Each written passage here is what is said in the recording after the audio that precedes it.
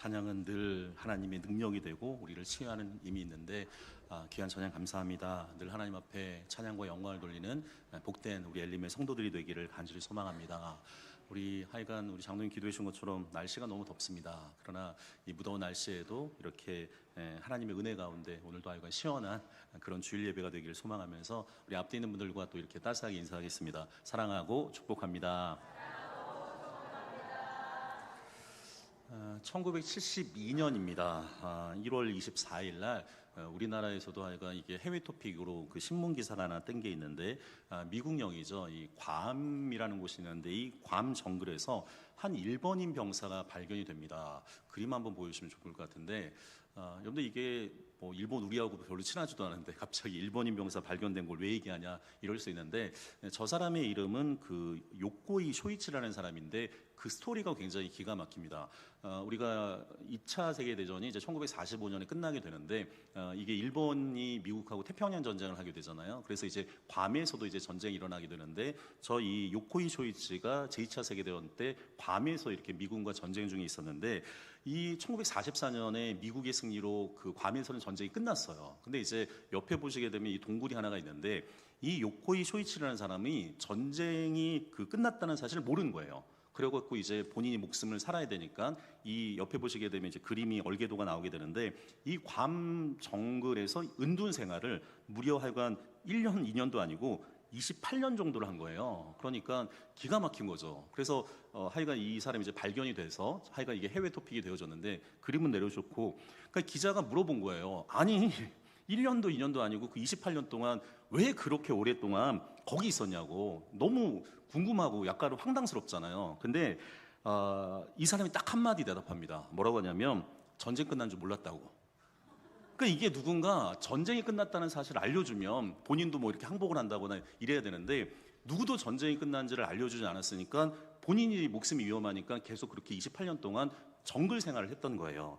그런데 이 2024년도 저도 이제 그 타종교에 대한 이해, 불교를 하면서 저희가 이제 그 통계자를 하나 보게 되는데 2024년도 한국인 종교 인구 통계를 보게 되면 놀라운 게 아직도 51%가 종교가 없다는 거예요. 그러니까 이 기독교를 제외하게 되면 거의 70% 넘는 사람들이 아직도 예수를 알지 못하는데 여러분들 지금도 세상 중에 복음을 듣지 못해서 전쟁 중에 살아가는 사람들이 아직도 많다는 거예요. 누군가 단 한마디 복음이 당신을 살립니다. 그리고 하나님이 당신을 사랑합니다. 예수 그리스도 그분이 당신의 생명의 주인입니다. 이 이야기를 들어야 되는데 이 인생의 한마디를 들었으면 이 사람들이 바뀌어질 텐데 바뀌어지지 않았다는 거예요. 우리가 성경 계속 한 권씩 좀 보게 되는데 오늘 설교 제목 복음을 외치라 파수꾼이라는 제목으로 우리가 하나님의 말씀을 조금 세 가지 정도로 나누려고 합니다. 그런데 첫 번째는 복음이에요. 이 복음은 세상을 살리는 가장 기쁜 소식이 되어지는데 그런데 이 복음이란 말이 그 헬라어로 유앙겔리온이라는 굉장히 중요한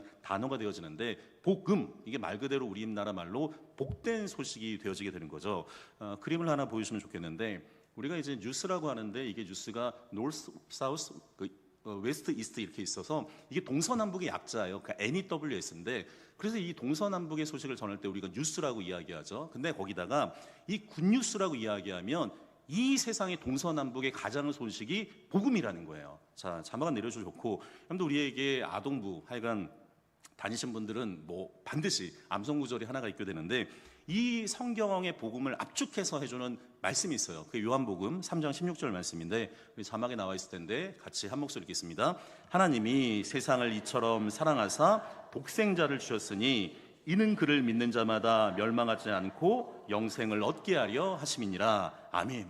여러분들 오늘 이 성경을 보시게 되면 여기에 이 복음의 요체가 이제 담겨져 있는데 여러분들 구원의 주체는 다른 분이 아니라 하나님이에요. 하나님이고 이 구원의 동기는 뭐겠어요? 다른 게 아니라 하나님의 사랑이죠. 그 하나님의 사랑이 구원의 동기가 되고 여러분 구원의 방법이 뭐예요? 우리가 이제 타종교에 대한 이해를 배웠지만 불교는 자력 구원이거든요. 그러나 기독교는 전적인 타력 그 종교가 되어지게 되는데 예수를 믿음으로 은혜로 예수를 믿음으로 인해서 우리가 구원을 받게 되는 거죠. 특별히 구원의 대상이 있어요. 이 구원의 대상은 한 개인이 하나님을 만나는 것뿐만 아니라 온 세상이 구원의 대상인 거죠. 그러니까 현재 우리 세대뿐만 아니라 다음 세대들 역시 이제 구원의 대상이 되고 더 중요한 건 여러분들 구원의 결과는 뭐냐? 영생이에요. 영원한 생명이 우리 가운데 주어지게 되는 거죠.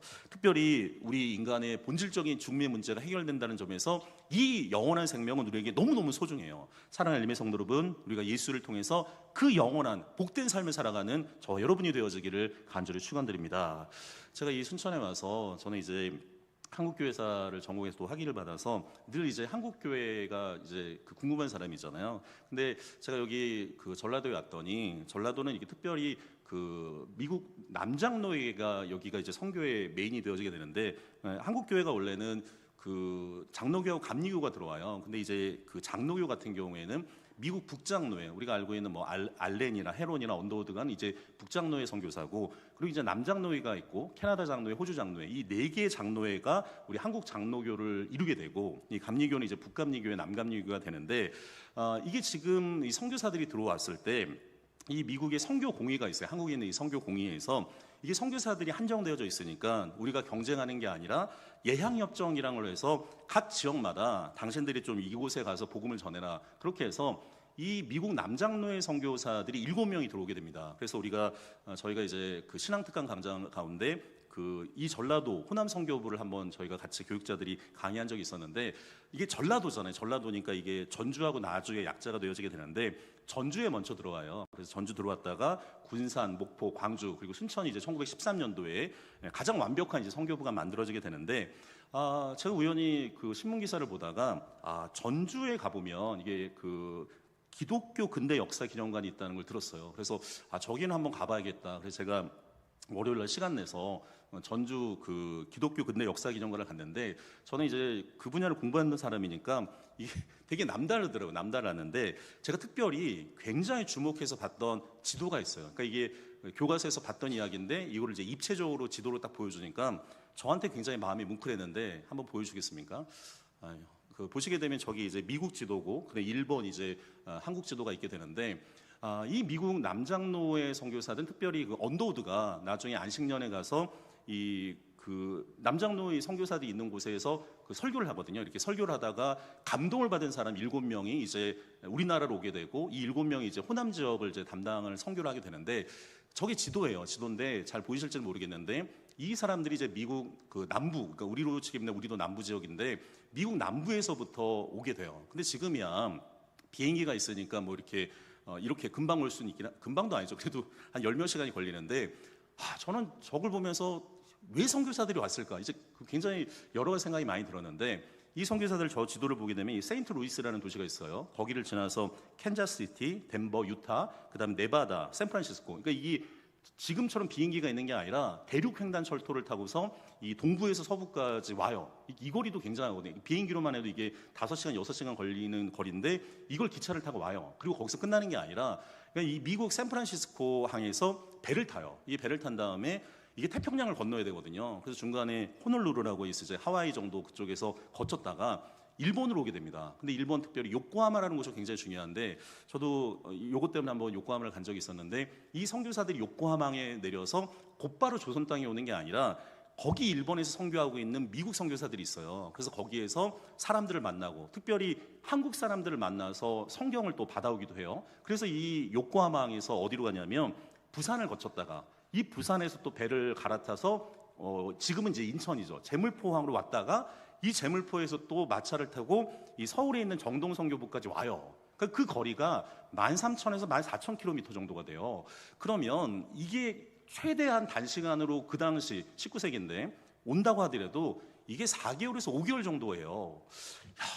왜 저렇게 먼 거리를 왜 이 땅에 올까? 그리고 이 조선이란 나라가 사실은 많은 미국인들에게 알려지지 않은 나라거든요. 근데 그럼에도 불구하고 이들이 복음의 열정을 가지고서 이 땅에 와요. 나중에 그 통계 자료에 보게 되면 그 당시 19세기 미국은, 여러분들 지금 우리나라가 굉장히 뭐 교육이 굉장히 발달한 사회고 뭐 세계 최고의 교육열이 있는 나라이기 때문에 대학 진학률이 굉장히 높습니다. 근데 그 당시 미국 같은 경우에는 대학 진학률이 많아 이제 3%예요. 그러니까 이 백인 중상층들만 거의 대학을 가는 사람들이고, 이 사람들도 선교사들은 20대 초반에서 중반 넘어가, 그러니까 30대가 되면 선교지에 들어가서 언어를 잘 터득할 수가 없기 때문에 이게 젊은 나이 때 언어를 터득하거든요. 그러니까 20대 중반에 있는 청년들, 우리가 잘 아는 뭐 언더우드나 마핏 이런 사람들 다 20대 후반에 와요. 그러면 우리나라로 치게 되면 우리나라 소위 스카이라고 얘기하는데, 스카이 뭐 의대, 그러니까 서울대, 연고대, 그리고 뭐 의예과 다니는 이 청년들이 사실은 그 나라에서 잘 먹고 잘 살 수 있어요. 근데 그럼에도 불구하고 저 2억 마일리 조선 땅이 들어와요. 왜 그러지? 이 19세기에 중요한 그 학생자원운동으로 해서 약자로 하면 SVM이라고 되어져 있는데, 우리 시대 전 세계를 복음화하라. 이 청년들이 하나님의 말씀 가운데 뜨거움을 가져요. 그래서 내가 이 복음의 역사를 남에게만 간직하는 게 아니라 저 미지의 땅에다가 전달하겠다. 그 복음의 열정을 가지고 오거든요. 그런데 이 복음의 열정을 갖고 들어온다고 해서 이게 탄탄대로가 아니에요. 이 순천선교부도 이 초기 선교사였던 이 코이시라고 하는 고라복 선교사가 있는데, 그 집이 있습니다. 이 메산댐 가보면 그 집이 있는데, 기가 막힌 사연이 있어요. 이분이 열정을 가지고 1913년도에 오는데, 이 아이가 4살, 2살이거든요. 이 며칠 사이에 이질이 걸려서 죽어요. 그런데 이러면 복음 전하겠어요? 그 2억 마일리 땅에 와서 그 나라에서도 엘리트로 잘 살 수 있는데, 지금 이곳에 왔는데 자기 아이가 죽어가요. 이게 아프기만 해도 부모가 고통스러운데, 근데 그럼에도 불구하고 그 자리를 일어나요. 성령의 세례, 그 선교사들은 그런 얘기를 해요. 이걸 성령의 세례라고 이야기하고 복음의 길을 가요. 양화진 선교모원이라고 해서 서울의 합정동에 우리 개신교 그 성지가 있는데, 거기 보면 저 구석 그 쪽에 조그만 십자가로 된 묘들이 있어요. 수십 개가 있습니다. 자세히 가보면 아이들 묘예요. 이 선교사들이 이 땅에서 그들의 자녀가 죽어요. 근데 그럼에도 불구하고 복음의 열정을 가지고 이 땅에서 계속 복음을 전해요. 이유는 뭐냐면 그 복음이, 로마서에 보면 사도 바울이 그런 얘기하는데, 모든 믿는 자에게 구원을 주시는 하나님의 능력이기 때문에 그래요. 사랑하는 열매 성도 여러분, 복음은 하나님의 사랑이에요. 그런데 이 선교사들 그리고 복음을 전하는 사람들이 그 하나님의 사랑으로 이 땅에 전하는 거죠. 특별히 복음은 모든 열려져 있는 구원의 소식일 뿐만 아니라 이 복음은 반드시 전해야 될 생명의 소식이 되는 거죠. 오늘 성경 보시게 되면 두 번째, 파수꾼처럼 우리가 복음을 외쳐야 되는데, 지금 하나님이 에스겔에게 이스라엘의 파수꾼으로 세우시게 되는데, 우리 성경 말씀 16절과 17절에 있는 말씀 연이어서 읽겠습니다. 7일 후에 여호와의 말씀이 내게 임하여 이르시되, 인자야, 내가 너를 이스라엘 족속의 파수꾼으로 세웠으니 너는 내 입의 말을 듣고 나를 대신하여 그들을 깨우치라. 아멘. 자, 여호와의 말씀이 내게 임하여 이르시되, 이게 이제 메신저 양식인 거죠.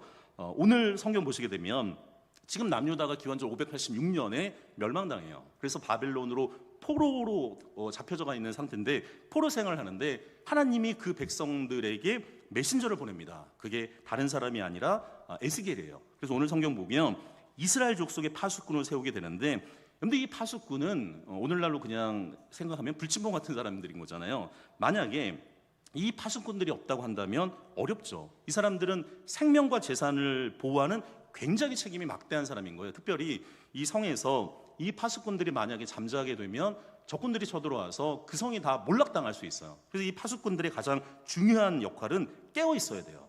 그런데 오늘 말씀 보시게 되면 하나님이 그런 얘기를 하는데, 인자야, 내가 너를 어디요? 이스라엘 족속의 파수꾼으로 세웠다는 거야. 그리고 오늘 성경 보시게 되면 너는 내 입의 말을 듣고, 그러니까 이게 본인의 개인의 이야기를 하는 게 아니라 하나님의 말씀을 나를 대신하여 그를 깨우치라고 얘기해요. 이게 하나님의 대사 역할을 감당하게 되는데, 오늘 성경 18절과 19절에 있는 말씀, 좀 긴 말씀인데 연이어서 같이 읽겠습니다.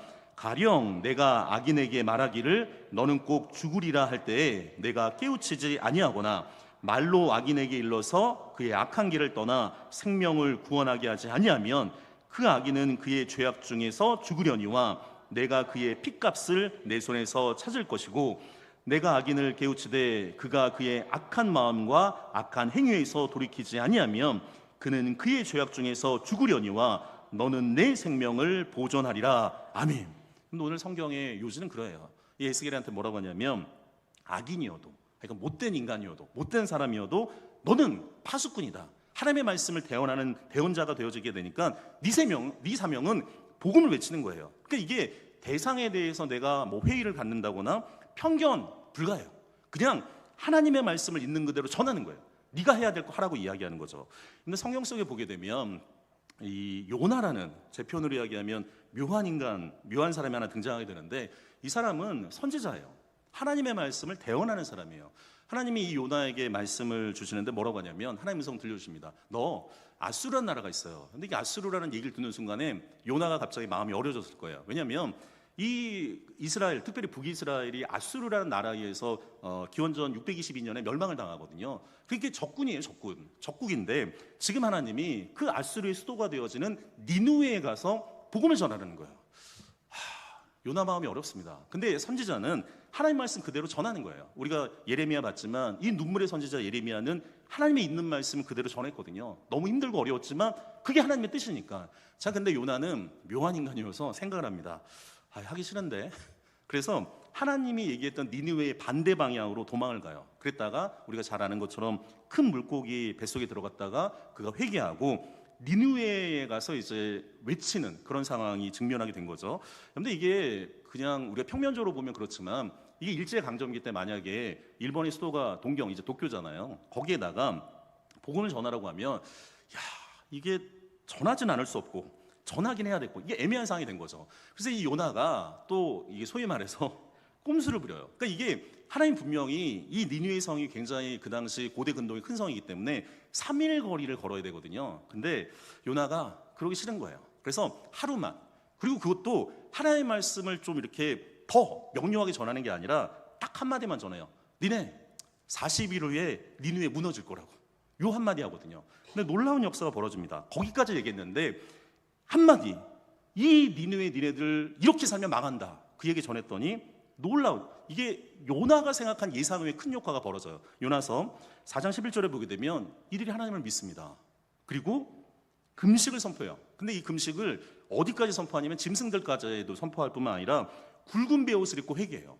12만 명이 돌아옵니다. 기가 막힌 일이 벌어져요. 철저하게 회개하고 그들이 구원의 길로 방향을 전환해요. 자, 근데 요나가 묘한 사람이라고 했잖아요. 4장 1절에 보게 되면 매우 싫어해요. 그리고 굉장히 성을 냅니다. 그러면서 니느웨 동쪽에 올라가고 왜 안 망하냐고 뭐 이런 마음을 갖게 돼요. 근데 우리가 그럴 수 있습니다. 우리가 생각하는 이게 하여간 나한테 못되게 생각하는 사람들 복음 전하기 쉽지 않아요. 근데 여러분, 요나를 거꾸로 하면 뭐가 되죠? 나요가 될 수 있어요. 그러니까 우리의 본성도 사실은 악인들이 잘 되는 거 싫어해요. 그러나 하나님의 마음은 달라요. 하나님은 그들도 구원받기를 원해요. 여러분, 예수님이 최후의 만찬의 자리에서 그 3년 동안 동고동락했던 중에 배신자가 있어요. 죽음의 키스를 했던 이 가룟 유다가 있는데 주님 어떻게 하시냐면 그 가룟 유다의 발을 씻어줘요. 그리고 성경에는 그런 얘기가 있습니다. 주님이 뭐라고 하냐면 세상에 있는 자기 사람들을 끝까지 사랑했다는 거예요. 세상에 있는 자기 사람들을 끝까지 사랑했다. 여러분들, 우리가 듣든지 아니 듣든지 내가 할 말은 해야 되는 거죠. 특별히 복음의 말은 외쳐야 될 필요가 있어요. 이거 내가 전해서 저 사람이 교회 올까? 믿을까? 그 판단은 교만인 거예요. 그냥 내게 주어진 그 본분, 그 사람이 깨느냐 안 깨느냐, 그건 그 사람의 몫이고 우리가 하나님의 복음의 날파를 불어야 되는 거죠. 그게 복음의 파수꾼의 사명이에요. 마지막 세 번째, 복음은 함께 구원의 길을 가는 겁니다. 여러분들, 복음은 혼자 누리는 게 아니에요. 여러분들, 이 복음은 개인 복음이 아니라 이 복음을 다른 이에게 전하는 거죠. 여러분들, 파수꾼이 혼자 살아남는 거 아니잖아요. 내가 전하지 않으면 누군가 멸망당한다. 그리고 오늘 성경에도 분명히 나오지만 그 책임이 나에게 있다는 사실을 기억해야 되는 거죠. 우리 성경에 보면 여성 이름으로 된 성경이 2권이 있어요. 룻기와 에스더가 있어지게 되는데, 이 에스더가 원래는 포로 소년이었는데 이 모르드게가 하여간 잘 양육해서 나중에 왕비가 돼요. 근데 이 하만이라는 못된 인간 때문에 이 유대인들이 다 죽음을 당할 위기를 갖게 됩니다. 자, 그랬을 때 이 모르드게가 에스더에게 굉장히 중요한 도전적인 말을 던지게 돼요. 성경 말씀 에스더 4장 14절에 있는 말씀 연이어서 읽겠습니다. 이때 내가 만일 잠잠하여 말이 없으면 유대인은 다른 데로 말미암아 노임과 구원을 얻으려니와 너와 내 아버지 집은 멸망하리라. 내가 왕후의 자리를 얻은 것이 이때를 위함이 아닌지 누가 알겠느냐 하니. 아멘. 오늘 성경 보면 중요한 구절이 있어요. 그러니까 앞뒤로 뭐라고 하냐면 이때란 말이 나와요. 이때. 여러분들, 때가 되게 중요하거든요. 여러분들, 타이밍을 놓치게 되면 그 다음에 뭔가를 수습하기는 굉장히 어려운데 지금 유대인들이 죽음의 어려운 상태에 놓이게 됐어요. 자, 그랬을 때 네가 이제 에스더에게 이야기하는 거죠. 만일 잠잠하여 말이 없으면. 근데 지금 하나님이 에스더를 왕비로 세워줬고 지금 왕에게 직언할 수 있는 사람은 왕비예요. 자, 유대인은 다른 데로 말미암아 노임과 구원을 얻으려니와. 하나님의 섭리가 따로 있다. 여러분들 우리가 하나님이 그때그때 우리 상황 속에 사용해 주는 것에 되게 감사해야 되는데 오늘 뭐라고 하냐면 너와 내 아버집은 멸망하리라. 그때를 하여간 잘 지켜야 되는 거예요. 그리고 오늘 성경 보면 네가 왕의 자리를 얻은 것이 이때를 위함이 아닌지 누가 알겠느냐. 여러분들 우리가 깊이 있게 생각해 볼 필요가 있는데 왜 하나님이 우리를 이곳에 이 시간에 우리를 보내주셨는지 그리고 이때를 위함이 아닌지를 우리가 깊이 있게 생각해 볼 필요가 있어요. 여러분들 구원의 길은 우리만 가는 게 아니에요. 사랑하는 엘리베 성도 여러분, 나중에 우리가 천국에서 서로의 얼굴을 볼 수 있는 믿음의 성도들이 되기를 간절히 축원드립니다.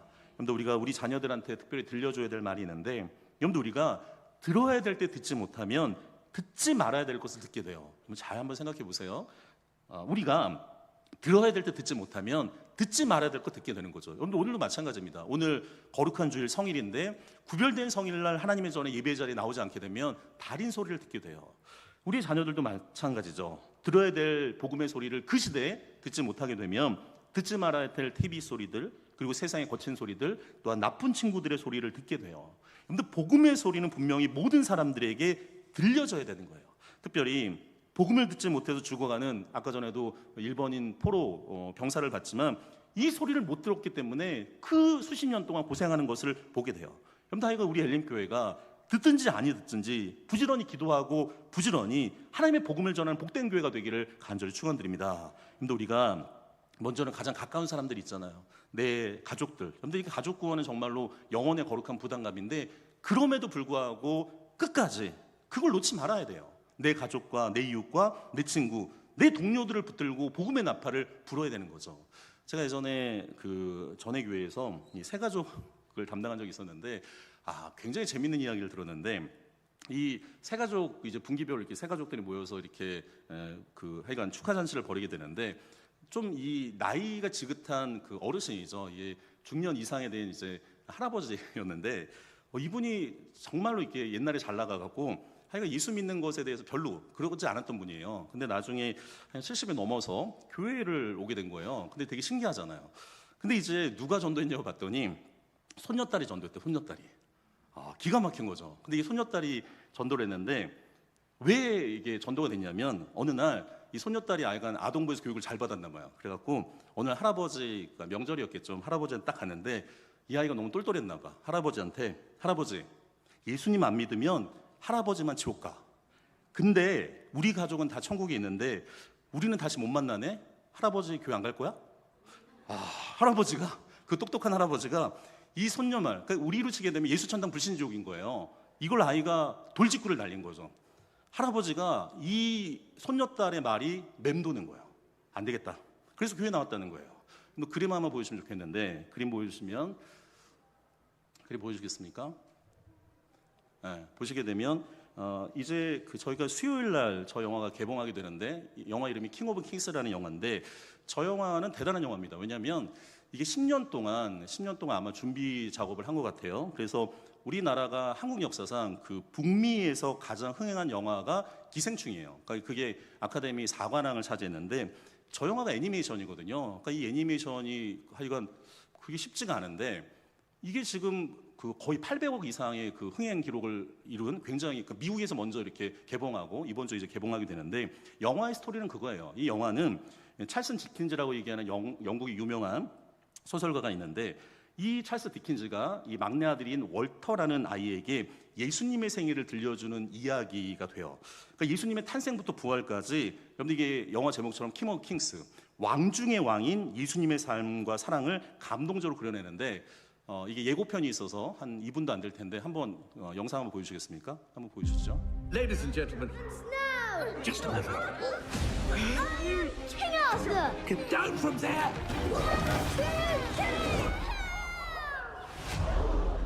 You are not King Arthur! Charles, you're going to tell him a great story about forgiveness. I'd like to tell you a story, son.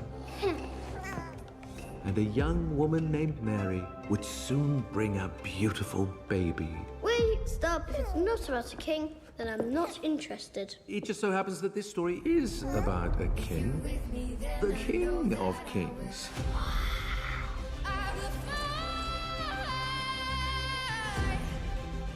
It has angels and wicked kings and miracles. There's not nearly enough food here to feed all of these people. I hope this helps. Look! There's something out there! Don't be afraid. This was a miracle to some, but a threat to others. Why don't we just turn the people against him? Bacon! That's blasphemy! Blasphemy!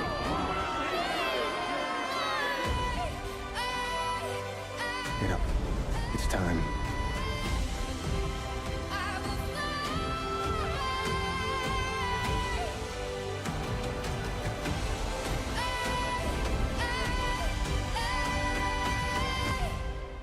Thank you, Daddy. 여러분, 저 영화는 한국 사람들이 만든 겁니다. 대단한데 제가 저 영화하고 뭐 관련된 사람은 아닌데 저 영화를 보게 되면 이 어린 아들 월터가 아버지 이야기를 들으면서 점점 예수를 알아가요. 그리고 마침내 그분이야말로 진정한 킹 오브 킹스, 곧 우리 인생의 참된 왕님을 깨닫는 여정이 있어요. 근데 저 예고편이어서 마지막에 그 대사가 저한테 마음이 굉장히 와닿는데, 아까 전에 끝날 때 뭐라고 했냐면, 이 월터가 아버지한테 뭐라고 하냐면 아빠 고마워요 그래요. 이유는 뭐예요? 내가 예수를 알지 못했는데 그 예수를 전한 거예요. 사랑하는 엘멘 성도 여러분, 복음은 세대를 넘어서 모든 이에게 전해야 될 가장 소중한 생명의 소식이에요. 근데 우리가 하나님 앞에 이렇게 예배드린 것처럼 우리 다음 세대를 역시 하나님 앞에 예배자로 살아가기를 간절히 축원드립니다. 우리가 하나님 앞에 기도하고 치유받고 하나님의 능력을 체험하고 하나님 앞에 기쁨을 누린 것처럼 우리 다음 세대를 역시 그 예수 그리스도의 참된 복음의 기쁨을 누리기를 간절히 축원드립니다. 여러분들, 우리가 복음의 감격과 사랑을 다시 한번 마음에 새겨야 돼요. 여러분들, 이게 매너리즘이 굉장히 무서운데 우리가 오랜 기간 동안 믿음 생활하다 보면 이 복음이 그냥 그런가 보다. 근데 여러분, 그렇지 않습니다. 복음은 생명이에요. 특별히 오늘 에스겔이 파수꾼으로 그 기쁨의 소식을 다음 세대들과 또한 지역사회와 또한 세상에 전하는 그 사명을 아름답게 책임지는 우리 엘림의 성도들, 엘림교회가 되어지기를 간절히 축원드립니다. 기도하겠습니다. 주님, 우리에게 복음의 파수꾼의 사명을 주셔서 감사합니다. 깨어 기도하며 담대히 복음을 외치는 자가 되게 하여 주옵소서. 듣지 못해 죽어가는 영혼들을 위해 오늘도 복음을 외치는 담대한 나팔수의 삶을 살아갈 수 있도록 인도하여 주옵소서. 세상 끝까지 한 영혼이라도 더 구원하는 일에 쓰임받을 수 있도록 인도하여 주옵소서. 특별히 우리 귀한 선교사님들이 있습니다. 아버지 하나님, 네팔에서 하나님 아버지 복음을 전하는 시원 선교사님 가정과 또한 캄보디아의 유광석 선교사님 가정 가운데 함께하여 주셔서 그 땅 가운데 하나님의 복음이 아름답게 선포될 수 있도록 인도하여 주옵소서. 우리 순천 엘림교회가 민족과 열방을 향한 파수꾼의 복음의 사명을 잘 감당할 수 있도록 인도하여 주옵소서. 예수 그리스도 이름으로 기도드리옵나이다. 아멘. 이제는 우리를 사랑하시는 하나님 아버지의 크신 은혜와 예수 그리스도의 구원의 사랑과 성령 하나님의 위로와 교통하심이 복음의 감격을 마음에 새기고 파수꾼의 사명으로 세상의 기쁜 소식을 전하기로 결단하는 모든 순천 엘림교회 성도들과 그 가정과 이 지역과 다음 세대를 위해 이제부터 영원토록 함께 하시기를 간절히 축원드리옵나이다. 아멘.